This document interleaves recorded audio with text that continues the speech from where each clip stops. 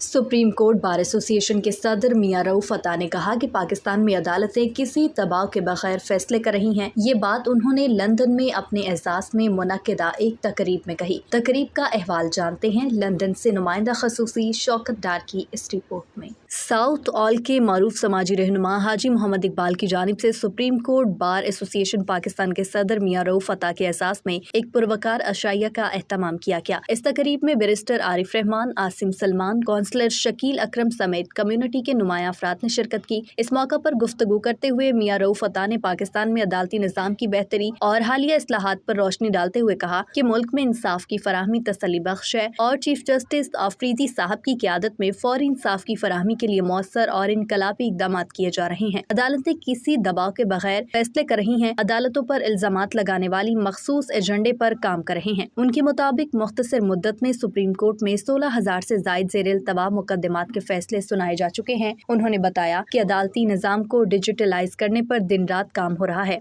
अब वकला केस की मुकम्मल तैयारी USB के जरिए सुप्रीम कोर्ट में जमा करा सकते हैं और सिर्फ 2 हफ्तों के अंदर मुकदमे की तारीख साइल को फराहम कर दी जाती है। मियां रऊफ अता ने पाकिस्तानी अदालती निज़ाम पर कहा कि हमारी अदलिया इंसाफ से नहीं बल्कि सहूलियात की कमी की वजह से पीछे है। उन्होंने मजीद कहा कि अगर पुलिस का निज़ाम शफाफ बना दिया जाए तो इंसाफ की फराहमी खुद ब खुद तेज और बेहतर हो सकती है। शफाफ तरीके से मुकदमा दर्ज होना इंसाफ के अमल का पहला कदम है। पर अगर किसी को निचली अदालत इंसाफ नहीं मिलता उसके लिए अगले एपलेट फोरम वहाँ पर मौजूद है, वहाँ अपील फाइल कर ले, बजाय इसके इदारों को मिलाएं।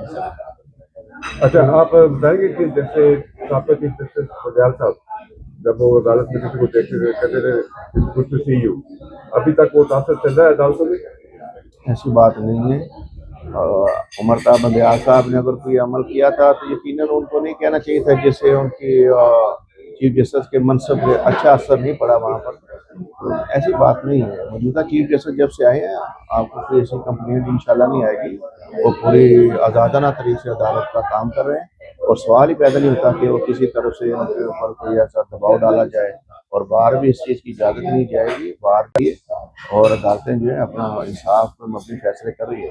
जुल्फिकार के हवाले से एक चल रहा है सिलसिला कि जो चलाने वालों के लिए एक कानून बनाया गया है, क्या सबके ठीक है? वो पीका के हवाले से सुप्रीम कोर्ट बार एसोसिएशन ने तो बाकायदा अपना सेमिनार का इनकार किया था।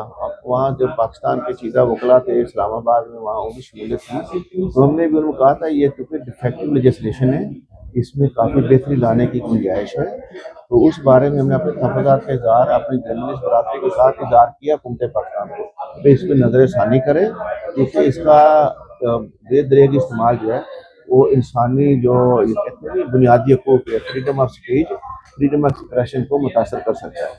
बैरून पाकिस्तानियों के लिए काफ़ी मुश्किलात होती हैं अदालतों में, क्या समझते हैं कोई बेहतरी की तरफ जा रहा है? नहीं, उसमें ओवरसीज़ का जो कोर्स का क़याम अमल में लाया गया, फिर भी अगर कोई देखता है कि ओवरसीज़ के साथ इंसाफ के रास्ते में कोई रुकावटें हैं वो बताए, हम इंशाल्लाह सुप्रीम कोर्ट में चीफ जस्टिस के सामने लाएंगे और उसको जल्द अज जल्द इसको दूर करने की कोशिश करवाएंगे।